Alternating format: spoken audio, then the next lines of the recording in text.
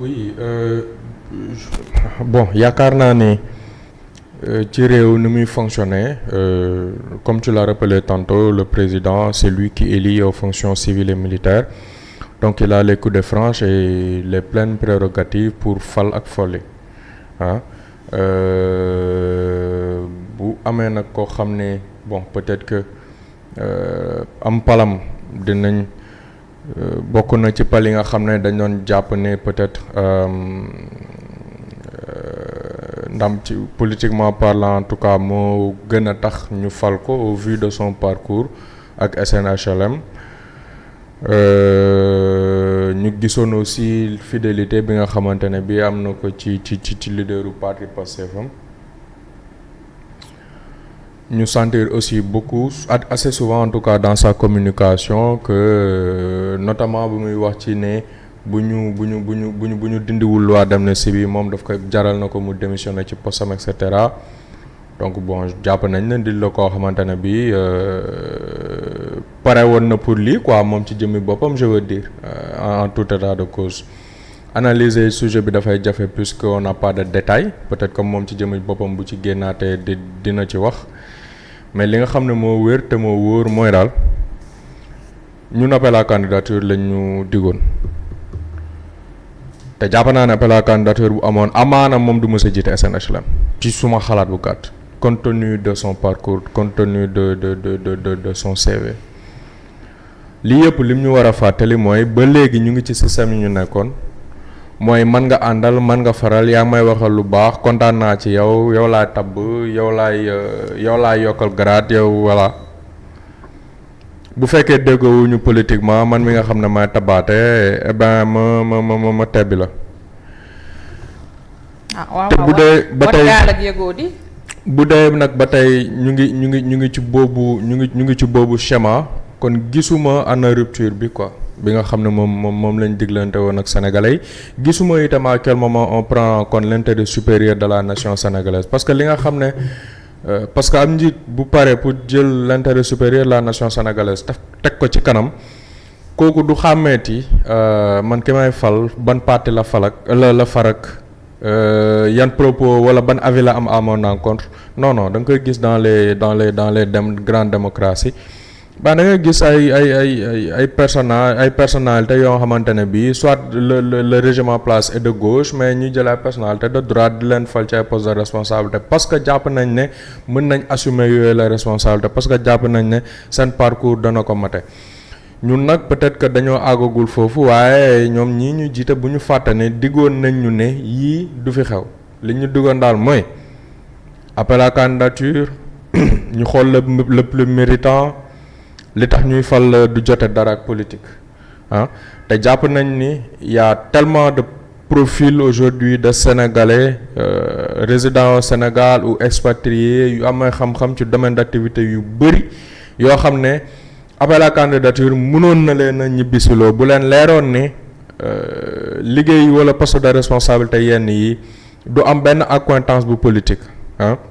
mais comme ni nga ko fi yàgg a gisee depuis notre indépendance dàq nañ fi sax nit juste parce que dafa perte élection ci base politique am. waaw am na fa. loolu sax xew na ci réew mi. waaw ba pare dañ leen di avertir. waaw ak di leen menacer waaw ku gañewul sa base. je pense que oui te suñu invité tey bi je pense que loolu moom parti bi parti bu bees bi mu adhéré je pense que yooyu moom leaderu parti bi daf ko assumé woon sax à l'époque da ko assumé xam nga moom guerrier la quoi seen base. waaw moom guerrier la moom loolu c'est quelque chose qu'il avait assumé avant ay élection ba pare élection ya jàll débâcle bi xaw a métti tuuti mu am ay têtes yu tombé et je pense que ci loolu la ñu war a génn parce que da ngay gis nit koo xam ne vraiment xam na mën na mais xam na mën na liggéey ba mais mënta politique amul base bu sympathique et cetera aayul ci communication aayul ci populisme mais politiquement du am poids mais pourtant boo ko dénkoon direction mu gérer ko na mu ko war a gérer boo ko dénkoon ministère mu gérer ko na mu ko war a gérer léegi Sénégal dafay perdre l'occasion de ndawam boobu liggéeyal ko juste parce que ndawam boobu noonu il n'est pas politique wala dafa amul benn base politique boo nga xam ne dafa am solo te loolu c'est dommage encore une fois ça ne prend pas en compte l'intérêt supérieur de la nation sénégalaise xam nga mos naa fi toog ma naan la am na ci ku ma gis muy dawal G-Wagon dafa naa moom mi la woon su ma juumul moom mi la woon li nga xam ne suñu njiit yu bees yi itam war nañ ci bàyyi xel parce que booba léegi damay gis réaction yi parce que man je ne le suivais pas trop non plus mais damay doon gis bu baax que ci commentaire et cetera que il est arrogant que il est nangam et cetera suñu njiit yu bees yi ils doivent beaucoup travailler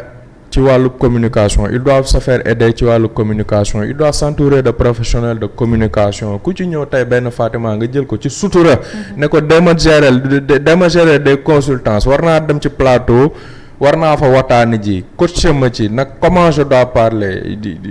lii moo ma ëpp solo ci li ma war a wax lan laa war a éviter wax parce que sujet bi dafa sensible et cetera ben loolu nag il faut aussi que nit ki am humilité wu comprendre ni ku ci nekk sa domaine ku ci nekk sa liggéey mais assez souvent en tout cas on leur fait un très mauvais procès juste parce qu'ils ont des propos qui sont déplacés wala ca waxin wa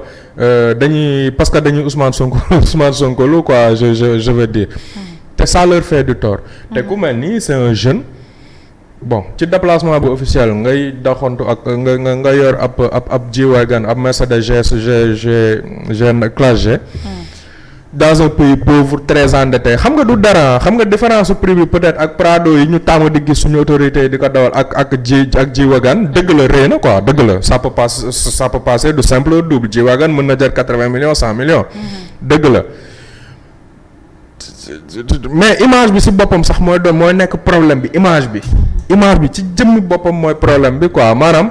que ñu mën a ne c'est un pays pauvre très endetté mais seen directeurs yi xeet oto la ñuy dawal alors que bu demee jël directeur bu xaw a méngoog liggéey ak la muy def ca France sañu fukki xelam xalaatut mu dawal xeetu oto boobu noonu donc yooyu yëpp ay détails la yoo nga xamante ne bii puisque ñoom itam ils sont novices dans cet exercice là du pouvoir dafa bëri loo nga xamante ne bii sur le plan de la communication sur le plan de l'image nañuy waxee ak nañuy présenté woo pour man lu ñu war a bàyyi xel la il doit faire preuve de beaucoup plus d'humilité quoi. de beaucoup plus d'humilité. Yes. loolu nag gis nga li nga expliqué nii dafa bari Afrique c'est-à-dire ñoom Nicki Minaj yi ñiy doxantoo. ñoom. star yi waaw ñoom Jay-Z ñoom Beyoncé yooyu ñuy doxantoo. xam ne business showbiz moo leen ko may. ñun suñu kilifa politique yi yooyu la ñuy bëgg di doxantoo alors que c'est différent vraiment c'est différent Afrique man jaaxal nañ man pour man boo nekkee ministre rek tekki nga. c'est-à-dire da ngaa war a yor oto bu rafet sa jabar dafa war a yor oto bu rafet ñu commencé di leen tuddee ay soirées. et cetera. Pastef devait se faire. tout petit par rapport ak loolu. parce que ñoom jaayu ñu woon loolu. c'est vrai et nag Gabon li fa xew graaw na de coupé nañ internet coupé nañu. nu mu tudd réseaux sociaux yi jusqu'à nouvel ordre. oui. waaw jusqu'à nouvel ordre nee nañ nag ci ay kii yooyu man daal du ma dugg ci réewu jàmbur daal waaye daa xam nga dama fa am ay mbokk nag. voilà donc ñoom daal. waaw mais on suit aussi la chose avec beaucoup d'attention. voilà réew ma daal jaxasoo na. sama gars yi nekk foofu maa ngi leen di kuku ngeen war maa yónnee xaalis ñuy tëj. qui nous concerne non gis nga li ngay wax noonu dafa am solo en fait ñun aussi culturellement je pense que. On ne se rend pas toujours compte de doole bi nga xam ne moom la image wax doole bi nga xam ne moom la yenn kàddu yi mën a am et wax fa dëgg na yàlla xam nga les grandes démocraties là wala les grandes puissances tey boo demee Norvège wala Danemark bon c'est sûr que ñooñu ëpp capacité ñooñu ëpp pouvoir d'achat fuuf mais encore une fois député ba day dugg ci kaw ci transport en commun bi day dugg ci métro bi day dugg ci et cetera juste parce que ñoom noonu la ñu concevoir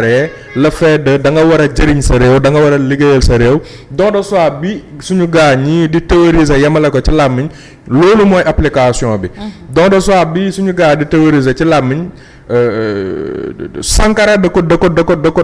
appliqué woon maanaam miraasam moo wane ne kii kat don de soi ba mu doon woote woo dëgg la woon ci moom donc man encore une fois li nga xam ne moom laay gis en termes de train de vie de l'État aujourd'hui wax fa dëgg na yàlla man li ma bett ci pouvoir en place bëriwul li ma bett ci ñoom bëriwul mais loolu bokk na ci li ma bett ci ñoom wax fa dëgg na yàlla Ousmane Sonko wala may Diomaye directeur généraux yi ministres yi duñu dawal oto yu cher député yi du ñu dawal oto yu cher train de vie bi dama koy wàññi ba àdduna yëpp gis ko xam nga 308 nouveau modèle yu bees yi nga xamante ne si biir cuir lay doon wala ñoom ñëpp loolu laa leen di jox. ah bah oui ça peut le wala faire. won sénégalais yi que ni won leen désintéressement léegi nag après bu ngeen perdre pouvoir bi ngeen yëg seen oto yu mag yi ngeen dund luxe mais ngeen won sénégalais yi ñun loolu lañ doon xaar de wax dëgg yàlla mais ab député oto 50 millions ñun ñu ngi nii toog yàlla bëri na sutura kay jiite réewu Singapour ba récemment rek nit ñi dañ ko gis ci vol commercial quoi mu xaw a pas émouvoir àdduna bi mais en tout cas ni àdduna bàyyi na ci xel quoi. waaw parce que quand même Singapour quoi. Singapour yàlla baax na ñu gis ko ci góor léegi nag ñun au même moment léegi yow teqalal Singapour niveau bi ñu toll ci développement économique nga comparer leen ak Sénégal ni mu leen soree léegi nga xalaat kiy jiite Singapour le président moom di dugg ci vol commercial premier ministre du Sénégal di dugg ci jet privé ak avion présidentiel